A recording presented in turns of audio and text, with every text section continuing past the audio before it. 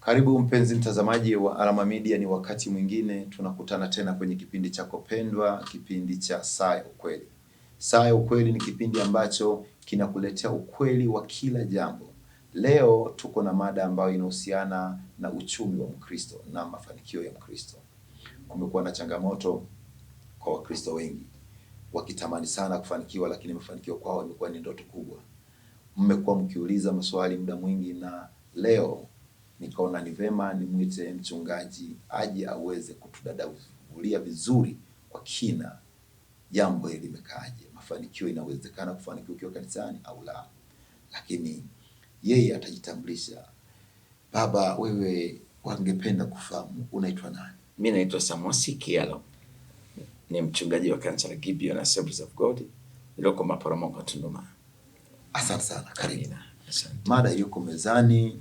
Watu wamekuwa wakituuliza sana kwamba watu siku hizi wanasali na wanaenda makanisani, lakini ile kiu wanataka kufanikiwa hawafanikiwi.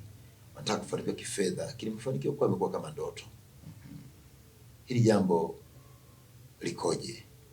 Ni kweli Mungu alipomuumba mwanadamu alimweka mahali salama pazuri pa kuishi ili aweze kufanikiwa, aishi akiwa na mafanikio. Ndio. Na ulimwengu wa giza umepiga mafanikio, watu hawafanikiwi. Sasa wamekuja kwa Mungu ili waweze kufanikiwa.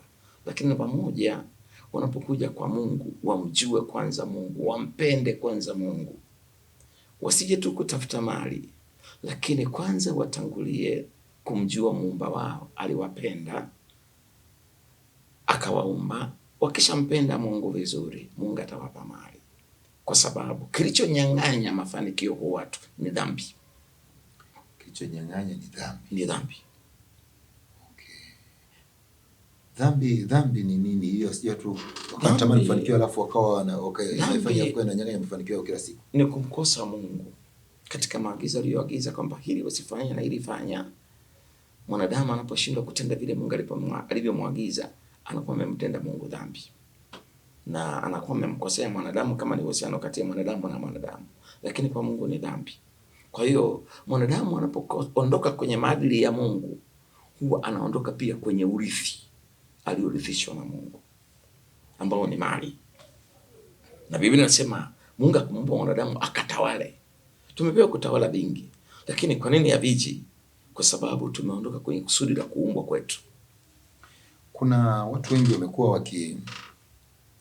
wakitoa matangazo mazito redioni, kwenye vyombo vya habari, kwenye mitandao ya kijamii kwamba nabii mtume na nabii mchungaji mwenye upako anakuja. Na wakitangaza sana, na shuhuda nyingi zinatokea.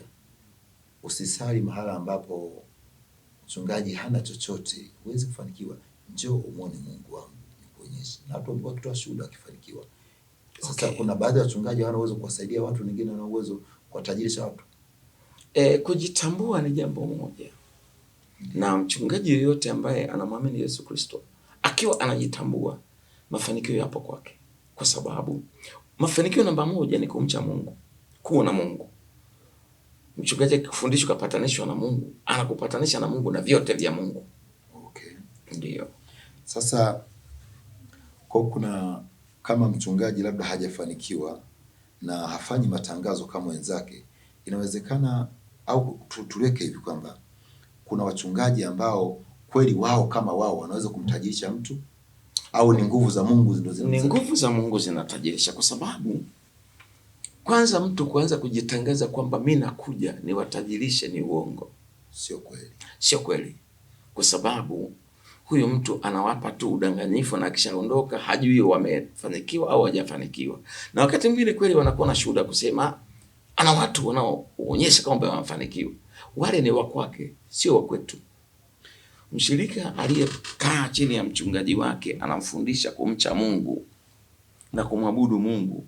Labda nianze tu kusema kwamba mtu ili aweze kufanikiwa lazima ajue kumpenda Mungu vizuri, na aepuke lile neno linalosema siku za mwisho watu watajipenda wenyewe. Kwa Mkristo lazima ajipambanue. Je, mimi nampenda Mungu na sijipendi mwenyewe? Kwa sababu mtu anajipenda mwenyewe hapendi wengine. na mtu ambaye hapendi wengine hawezi kuwahudumia. Kwa hiyo mtu anapopata mali, anapojiandaa kuwa na mali, lazima ajiandae kuwapenda wengine. Kwa hiyo kuna neno ambalo siku nyingine niliwahi kusema, unapotaka kuwa tajiri kwa Mungu lazima ujipime. Unaweza ukamiliki hiyo mali ukiwa na upendo wa Mungu ndani ya maisha yako, au upendo wa Mungu kaondoka? Kwamba ukishafika umepata mali unayo tayari, je, kiwango chako cha maisha kuishi kimungu kitakuwa vile vile ukiwa na fedha sawa na vile ambavyo ulikuwa huna? Kwa sababu watu wengi hawajipime kwamba je, mimi nikiwa na fedha nitakuwa mwadilifu? Unapomwomba Mungu akupe mali, lazima kwanza ujipime. Kiwango changu cha sasa, nikipata mali, nitampenda mke wangu, nitampenda mme wangu, sitachepuka, sitaenda kuhonga. Mungu anapouona moyo wako umeunyenyekesha, umeufunga kwenye kumtaka Mungu akupe mali, na zile mali ukiwa nazo unaziona ni za Mungu, sio zako. Maana Mungu amekudhamini tu uwe nazo ili zimtumikie na zikutumikie. Kwa hiyo lazima zile mali ziwapende ndugu zako, ziwapende watoto wako. Watu wengi wanaotaka mali siku hizi wanataka mali za kwao peke yao. Kwa hiyo inaweza kuwa ndio sababu ya wao kutokufanikiwa. Ndio, ni sababu kubwa sana. Kwa sababu mtu asipompenda mke wake, asipompenda mume wake, asipoipenda familia yake, akawa mwasherati, mali ikamtoa kwa Mungu, na hakujiandaa kuwa na mali hiyo kwamba nitakuwa mnyenyekevu nikiwa na mali, haiwezi kuja. Kwa sababu Mungu anaangalia matarajio yako ni nini. Utakapopata mali utaitumiaje? Kwa hiyo kama utaitumia vibaya, moyo unakuwa hauna utiifu kwa Mungu, hauna upendo wa kweli. Kwa hiyo mtu akiwa na upendo wa kweli, na mali zake zitaonyesha kwamba huyu mtu ana upendo wa kweli.